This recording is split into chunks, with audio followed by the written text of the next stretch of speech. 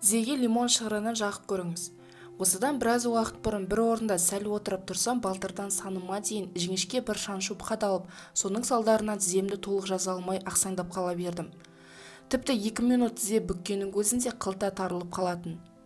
Оған қыздыратын мазь жағып уқалағаннан пайда болмады. Менің отырып тұрғаннан кейін ақсаңдап қала беретінді байқаған бір әріптесім одан жазылудың оп-оңай тәсілін айтты. Бастапқыда сенбеген едім. Жасап көргеннен кейін тиімділігіне көзім жетіп алғысымды айттым.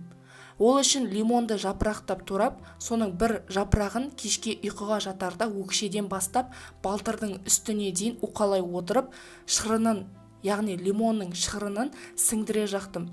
Бір апта бойы осылай істеп, бір айға созылған азабымнан арылдым.